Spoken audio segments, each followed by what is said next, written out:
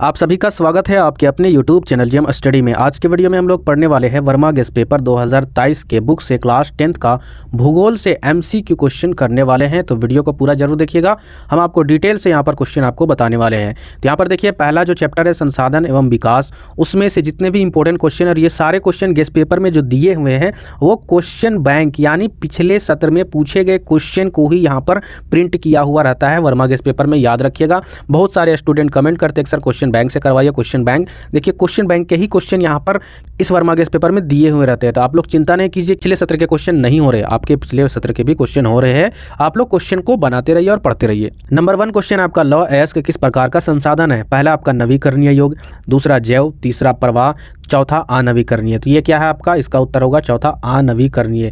यानी लोहा अयस्क जो है वो एक ऐसा संसाधन है जिसको हम दोबारा उसका निर्माण नहीं कर सकते हैं, इसीलिए इसको अनवीकरणीय योग संसाधन में रखा गया है। दूसरा कारण यहाँ पर है ज्वारीय ऊर्जा निम्नलिखित में से किस प्रकार का संसाधन है?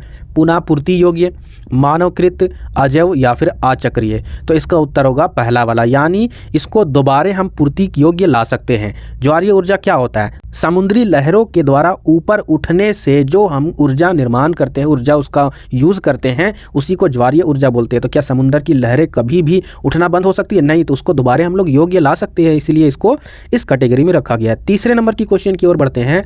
किस राज्य में काली मृदा पाई जाती है? जम्मू कश्मीर, राजस्थान, झारखंड। देखिए झारखंड में भी नहीं पाई जाती है, राजस्थान में तो हो ही नहीं सकता, जम्मू और कश्मीर में भी नहीं पाया जाता, तो ये गुजरात में पाया जाता है, याद रखिएगा। आगे बढ़ते हैं 4th नंबर क्वेश्चन, नवीकरणीय योग्य संसाधन है, यानी यहाँ पर टोटल 4 संसाधन दिए, वो उनमें से कौन है? क्या वन जो जंगल है वो नवीकरणीय संसाधन है?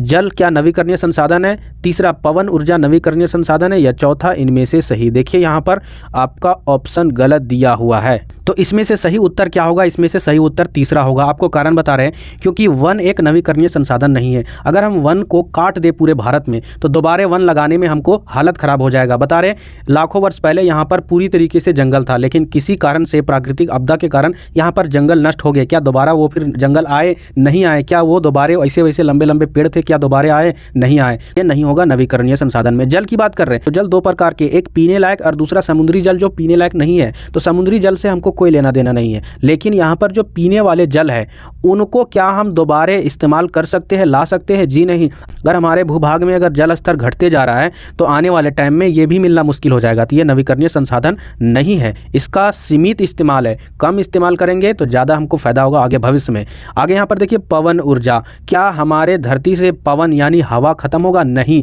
कभी नहीं खत्म होगा। तो ये जो ऊर्जा है वो मिलती रहेगी, दोबारा नए नए तरीके से मिलती रहेगी हमेशा। जी हाँ, तो ये आपका नवीकरणीय है, ठीक है, इसीलिए ये ऑप्शन सही है। आगे हम लोग बढ़ते हैं क्वेश्चन नंबर 5 की ओर। निम्न में से कौन राष्ट्रीय संसाधन है? बाग, जल संसाधन, शमशान या फिर चारण भूमि? तो इसमें से उत्तर क्या है आपका? दूसरा नंबर जल संसाधन जो आपका राष्ट्रीय संसाधन है। 6वां नंबर क्वेश्चन की ओर बढ़ते हैं। निम्नांकित में से कौन सा प्राकृतिक संसाधन नहीं है? प्राकृतिक संसाधन आप लोग जानते होंगे, जो संसाधन हमें प्रकृति द्वारा प्राप्त होता है और जो संसाधन हमें मानव द्वारा प्राप्त होता है उसे मानव निर्मित कहते हैं। तो यहाँ पर देखिए जल क्या है आपका? प्रकृति द्वारा प्राप्त संसाधन। उसके बाद यहाँ पर देखिए खनिज क्या है? ये भी प्रकृति द्वारा संसाधन प्राप्त होता है। उसके बाद यहाँ पर क्या है? भूमि संसाधन, ये भी मेरा प्रकृति द्वारा प्राप्त है। उसके बाद आगे भवन, भवन तो ये मानव निर्माण करते हैं, ये तो प्रकृति द्वारा निर्माण नहीं होता। तो ये क्या होगा? इसका आंसर होगा, क्योंकि क्वेश्चन में क्या पूछा है? निम्नलिखित में से कौन सा प्राकृतिक संसाधन नहीं है? तो भवन ही जो है वो नहीं है। आगे हम लोग बढ़ते हैं क्वेश्चन नंबर 7 की ओर। इनमें से कौन सा एक संसाधन नवीकरणीय संसाधन है? यहाँ पर देखिए पहला ऑप्शन ज्वारीय ऊर्जा, दूसरा यहाँ पर गैस, तीसरा यहाँ पर कोयला, चौथा आपका खनिज तेल। देखिए यहाँ पर इसका जो उत्तर होगा वो है आपका ज्वारीय ऊर्जा, यही आपका नवीकरणीय है, क्योंकि जो गैस है वो आपका नवीकरणीय नहीं है, कोयला भी नहीं है, खनिज तेल भी नहीं है, ये सीमित मात्रा में ही धरती पर मौजूद है, ठीक है। आगे हम लोग बढ़ते हैं क्वेश्चन नंबर 8 की ओर। क्वेश्चन नंबर 8 क्या है? नवीकरणीय योग्य संसाधन का एक उदाहरण दे। पहला ऑप्शन आपका सौर ऊर्जा, दूसरा आपका बॉक्साइट, तीसरा आपका कोयला, चौथा आपका पेट्रोलियम। तो अभी हमने बताया पिछले क्वेश्चन में सौर ऊर्जा नवीकरणीय योग्य संसाधन है, कोयला तो सीमित मात्रा में है, बॉक्साइट भी सीमित मात्रा में है, पेट्रोलियम पदार्थ भी सीमित मात्रा में है, ये नवीकरणीय नहीं है। आगे हम लोग बढ़ते हैं नेक्स्ट क्वेश्चन, क्वेश्चन नंबर 9। पूर्वी तट के नदी डेल्टाओं में किस प्रकार की मृदा पाई जाती है? बहुत सिंपल क्वेश्चन है, लेकिन हजारों बार ये क्वेश्चन एग्जाम में पूछा है, क्लास 10th के एग्जाम में, याद रखिएगा। जलोढ़ मृदा पाई जाती है डेल्टाओं में। जलोढ़ मृदा बहुत ही उपजाऊ मिट्टी होती है। अब बहुत सारे स्टूडेंट को डेल्टा का मतलब समझ में नहीं आता है। मान के चलिए इधर से एक नदी है, बहुत बड़ी नदी है, ठीक है। ये नदी के द्वारा क्या होता है, बहुत सारे मिट्टी या फिर खरपतवार बहाकर लाते हैं। बहाकर लाने के बाद क्या होता है, आगे यहाँ पर ये जो समुंदर का इलाका है, यहाँ पर समुंदर का इलाका से आने से पहले ये क्या करता है, कई विभक्त भागों में बट जाता है ये नदी, और यहाँ पर इस प्रकार से बटने के बाद ये समुंदर में मिलता है। लेकिन बटने के कारण क्या होता है, इसके खाली जगहों में बहुत सारे मिट्टी जमा हो जाते हैं, और इस मिट्टी के जमा होने को ही डेल्टा कहते हैं, यानी इस भाग को क्या कहते हैं, डेल्टा कहते हैं। और ये बहुत ही उपजाऊ मिट्टी होती है, ठीक है, याद रखिएगा। आगे हम लोग बढ़ते हैं क्वेश्चन नंबर 10 की ओर। तो क्वेश्चन नंबर 10 क्या है, नवीकरण योग्य संसाधन नहीं है। कौन से नवीकरण योग्य संसाधन नहीं है, जीवाश्म ईंधन, सौर ऊर्जा, पवन ऊर्जा या फिर जल। याद रखिएगा, क्वेश्चन में नहीं पूछा है। देखिए, सौर ऊर्जा नवीकरणीय संसाधन है, जल क्या है आपका, नवीकरणीय संसाधन है, पवन ऊर्जा नवीकरणीय संसाधन है, लेकिन जीवाश्म ईंधन नवीकरणीय संसाधन नहीं है। जीवाश्म ईंधन में क्या आता है, आपका कोयला आता है, आपका पेट्रोलियम पदार्थ आता है, तो ये सारे क्या है, सीमित मात्रा में है, तो ये नवीकरणीय संसाधन नहीं है। आगे हम लोग 11वें नंबर क्वेश्चन की ओर बढ़ते हैं। निम्नलिखित में से कौन सा जैव संसाधन है। जैव और अजैव आप लोग अच्छी तरीके से जानते होंगे। तो यहाँ पर बताइए, पहला ये भूमि है, क्या ये जैव संसाधन है, दूसरा जल है, तीसरा मानव है, चौथा आपका चट्टान है। तो बताना इसमें क्या है कि जैव संसाधन कौन है, ये आपको बताना है। तो यहाँ पर देखिए, इसका जो उत्तर है वो है आपका मानव, ये है आपका जैव संसाधन।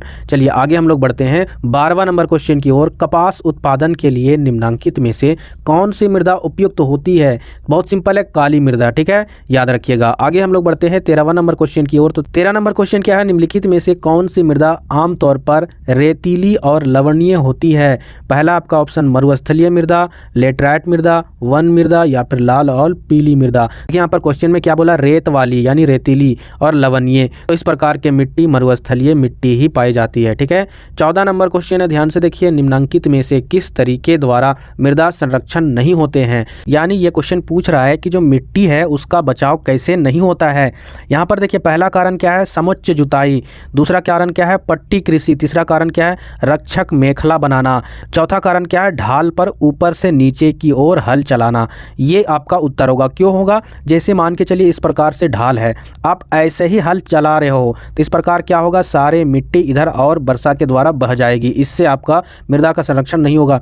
लेकिन आप इस तरीके से यदि हल चलाओगे तो होगा क्या, इस तरीके से हल चलाने से मिट्टी में ऐसे ऐसे मेड़ बन जाएंगे जिसके द्वारा ये मिट्टी आपकी बहेगी नहीं और नष्ट नहीं होगी और ये सुरक्षित रहेगी। तो उम्मीद करते हैं आज के वीडियो में जितने भी क्वेश्चन बताए हैं वो आपको समझ में आया होगा। प्लीज़ वीडियो को लाइक कीजिएगा और साथ ही साथ जो भी नए व्यूअर इस वीडियो को देखते हैं आखिर तक, चैनल को सब्सक्राइब कर लीजिए। आने वाले टाइम में आपको एग्जाम से रिलेटेड बहुत सारे वीडियो मिलने वाले हैं। आज के वीडियो में इतना ही, तब तक के लिए जय हिंद, जय झारखंड।